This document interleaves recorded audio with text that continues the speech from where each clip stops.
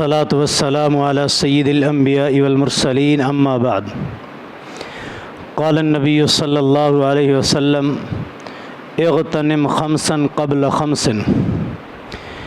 انتہائی مختصر وقت میں ایک چھوٹی سی حدیث کا ترجمہ و مفہوم آپ احباب کے سامنے رکھنا چاہوں گا۔ امام الانبیاء صلی اللہ علیہ وسلم فرماتے ہیں 5 چیزوں سے خوب فائدہ اٹھا لو 5 کے آنے سے پہلے پہلے۔ آپ اور میں اپنے اتنا خیر خواہ نہیں جتنا زیادہ ہمارا خیر خواہ ہمارا نبی ہے۔ النبی اولی بالمؤمنین من انفسہم۔ سب سے بڑے خیر خواہ پیغمبر نے جن 5 چیزوں کی رہنمائی فرمائی ہے وہ کتنا ہمارے لیے مفید ہوں گی۔ شبابک قبل حرمک، جوانی سے خوب فائدہ اٹھا لو بڑھاپے کے آنے سے پہلے پہلے۔ جوانی ایک اللہ کی نعمت ہے، اس سے خوب فائدہ اٹھائیں۔ وہ نوجوان تھے نا جو اللہ کے دین کے لیے نکلے، غار میں جا کے سوئے، اللہ نے ان کا سونا بھی قرآن میں ذکر کیا اور قیامت تک پڑھا جاتا رہے گا۔ انہم فتیۃ آمنوا بربہم فزدناہم ہدی۔ وہ نوجوان تھے، نوجوانی میں انہوں نے اللہ کی عبادت کی، جوانی سے فائدہ اٹھایا، رہتی دنیا تک قرآن میں ان کا واقعہ پڑھا جاتا رہے گا۔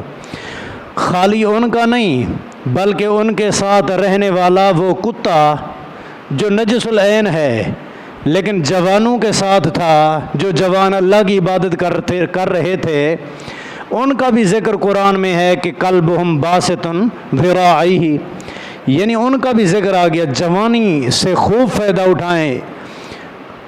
جوان ہی تھا جس نے بت توڑے تھے۔ قالوا فتى یذکرہم یقال لہ ابراہیم۔ سیدنا ابراہیم علیہ السلام نے جوانی کی عمر میں وہ بت توڑے تھے، توحید کا علم بلند کیا تھا، شرک کو مٹایا تھا۔ ما بعث اللہ نبیا الا شابا، اللہ نے کسی کو نبوت دی ہی نہیں، اس کو دی ہے جو نوجوان تھا۔ نوجوان نبی تھے جن کو نبوت ملی، بعد میں بڑھاپا آیا لیکن جب نبوت ملی جوانی میں ملی۔ اور سبعۃ یظلہم اللہ یوم لا ظل الا ظلہ، قیامت کے دن جب میدان محشر میں سختی ہوگی، زمین تانبے کی، سورہ سوا نیزے پہ کہیں سایہ نہیں ہوگا، لوگ پسینے میں شرابور۔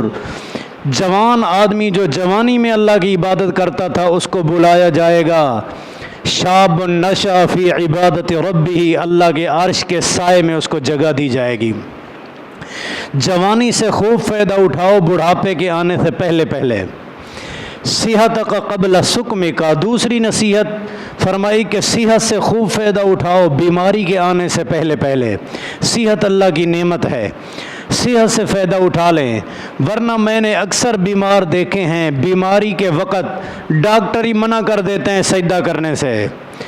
وہ وقت آن پہنچے کہ ڈاکٹر کہہ دے اب تیری آنکھ کی بینائی کا خطرہ ہے، سجدہ نہیں کر سکتا، تیرے گھٹنوں کا مسئلہ ہے تو سجدہ نہیں کر سکتا، تیرے بڑھاپے کا تقاضا ہے، سجدہ نہیں کر سکتا۔ اس وقت کے آنے سے پہلے پہلے اپنی صحت سے فائدہ اٹھا لو بیماری کے آنے سے پہلے پہلے۔ فراغ کا قبل شغل کا، خالی وقت سے خوب فائدہ اٹھا لیں مصروفیت کے آنے سے پہلے پہلے۔ خالی وقت مت ضائع کریں، بالخصوص نوجوان حضرات۔ پب جی کھیلنے والے وقت ضائع نہ کرو، موبائلوں پہ گیمیں کھیلنے والے وقت ضائع نہ کرو، انٹرنیٹ پہ ناجائز چیزیں دیکھنے والوں وقت ضائع نہ کرو۔ فراغ کا قبل شغل کا، پھر مصروفیت کے ایسے دن آ جائیں آپ چاہیں گے اللہ کی عبادت کریں، قرآن پڑھیں، لیکن اس وقت فرصت ہی نہ ملے۔ مصروفیت سے پہلے پہلے خالی ٹائم سے فائدہ اٹھا لو۔ آج میرے معاشرے کا حال یہ ہے، فیس بک کے لیے ٹائم موجود ہے، انٹرنیٹ کے لیے ٹائم موجود ہے، اخبار پڑھنے کے لیے ٹائم موجود ہے، اور ڈرامے۔ میں تو حیران ہوا جب گاڑی میں بیٹھا تھا، گاڑی میں نوجوان کو بتا رہا ہے میں نے ایک ڈرامہ دیکھا ہے جو 11 حصوں میں تھا اور ایک حصے کی 70 قسطیں تھیں اور ایک قسط گھنٹے کی تھی۔ اب اندازہ لگائیں اتنا ٹائم ہمارے پاس موجود ہے ڈرامے دیکھنے کے لیے، جمعے کے لیے ہم گھڑی دیکھتے رہیں گے، بس کب جائیں، نماز کے لیے ٹائم نہیں، جمعے کے خطبے کے لیے ٹائم نہیں، درس دروس کے لیے معاشرے میں ٹائم نہیں، قرآن کی تلاوت کے لیے نہیں، ذکر اللہ کے لیے نہیں، نہ میرے پیارے بھائی امام الانبیاء صلی اللہ علیہ وسلم فرماتے ہیں فراغ کا قبل شغل کا، خالی وقت سے خوب فائدہ اٹھاؤ مصروفیت کے آنے سے پہلے۔ چوتھے نمبر پہ فرمایا غنا کا قبل فقر کا، مالداری سے خوب فائدہ اٹھا غربت کے آنے سے پہلے۔ مال اپنے اوپر بھی خرچ کر، حتیٰ کہ اپنے بچوں پہ خرچ کرنا صدقے کے برابر ثواب ہے، صدقہ کرنے کے برابر، لیکن محض یہاں نہیں، پھر اللہ کے نام پہ بھی خرچ کر، مال اللہ کے نام پہ خرچ کر، خوب فائدہ اٹھا لے مال سے اس وقت کے آنے سے پہلے جب اللہ نہ کرے غربت آ جائے۔ اس پیغمبر کا حال سناؤں جس پیغمبر کے گھر کا حال یہ تھا کہ 3 دن فاقوں میں گزر جاتے۔ امی عائشہ رضی اللہ تعالیٰ عنہ فرماتی ہیں 2 ماہ گھر میں آگ نہ جلتی، لیکن جب سخاوت کرنے کی باری آتی تو رمضان المبارک میں بالخصوص کر-ریح المرسلۃ، تیز چلنے والی اندھیری کی رفتار کم، میرے پیارے پیغمبر کے سخاوت والے ہاتھ کی رفتار تیز ہوتی تھی۔ جس کے گھر میں 2 مہینے آگ نہ جلے اتنا سخاوت کرے۔ میری معلومات کے مطابق پیارے پیغمبر صلی اللہ علیہ وسلم نے مکہ فتح کیا ہجرت کے 8ویں سال، حج پڑھایا تھا حضرت عتاب بن اسید رضی اللہ تعالیٰ نے۔ پیارے پیغمبر نے اپنی طرف سے 16 اونٹ بھیجے تھے کہ میں محمد صلی اللہ علیہ وسلم کی طرف سے مکے کے غریبوں کو ان کا گوشت کھلایا جائے۔ پھر ہجرت کے 9ویں سال سیدنا ابو بکر صدیق رضی اللہ تعالیٰ نے حج پڑھایا، آپ نے 18 اونٹ بھیجے تھے، میری طرف سے 18 اونٹ اللہ کے نام پہ مکے کے غریبوں کو کھلا دیے جائیں۔ ہجرت کے 10ویں سال آپ صلی اللہ علیہ وسلم خود حج پڑھاتے ہیں، 100 اونٹ، 1 گائے اور 1 بکری، 102 جانور مکے میں ذبح کیے، غریبوں کو کھلایا جائے۔ جس کے گھر میں 2 ماہ آگ نہیں جلتی، جس پیغمبر کے ذاتی حال یہ ہے کہ 3 دن فاقوں میں گزر جاتا ہے، اس کی سخاوت کا یہ حال ہے۔ اور آج ہمارے بڑے اچھے لوگ ہیں سخاوت کرنے والے، لیکن بعض اپنے مال پہ سانپ بنے بیٹھے ہوتے ہیں۔ نہ میرے پیارے غنا کا قبل فقر کا، مالداری سے خوب فائدہ اٹھائیں غربت کے آنے سے پہلے۔ جن صحابہ کا حال یہ تھا کہ کھجور کی چھڑیوں کے چھت ہوتی تھی اور کھجور کی پتوں کی چٹائی پہ لیٹتے تھے اور ان کے گھروں میں فاقوں کے ساتھ گزرتی تھی، حتیٰ کہ حضرت سعد بن ابی وقاص رضی اللہ تعالیٰ عنہ ایک دن فرماتے ہیں میں بھوک سے اتنا نڈھال تھا، ایک دن مجھے خشک چمڑا مل گیا، میں نے خشک چمڑے کو دھویا، پھر اس کو آگ پہ تپایا، پھر اس کو پیسا، پھر اس کو کھا کے اوپر پانی پی کے میں نے اپنے پیٹ کی بھوک کی آگ بجھائی۔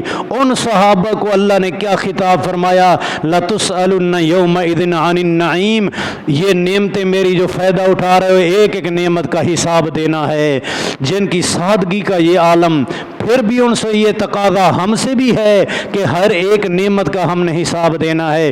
5ویں اور آخری نصیحت، میری نصیحت میں تو کوئی حیثیت نہیں، نصیحت میرے پیارے پیغمبر کی قیمتی ہے نا۔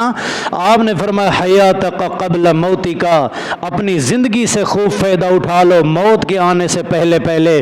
کہیں ایسا نہ ہو کہ موت آ جائے پھر کفِ افسوس ملتا رہے کہ ہائے میں یہ عمل بھی کر لیتا، یا لیتنی قدمت لحیاتی، کاش کہ دنیا میں مجھے موقع مل جائے یہ نیک عمل بھی کر لیتا۔ ربنا ابصرنا وسمعنا فرجعنا، اللہ ایک دفعہ دوبارہ زندگی دے دے، اللہ ایک دفعہ زندگی دے دے، دنیا میں جائیں گے نیک عمل کریں گے۔ ربنا ابصرنا، اللہ جو سنتے تھے آج دیکھ رہے ہیں جہنم کی آگ کو کھائے جا رہی ہے، سنتے تھے ربنا ابصرنا وسمعنا، جہنم اتنا سخت ہے آج آنکھوں سے دیکھ رہے ہیں۔ اللہ سنتے تھے جھوٹے آدمی کے منہ کی باچھیں کاٹی جائیں گی جہنم کی آگ کی کینچی سے آج دیکھ رہے ہیں۔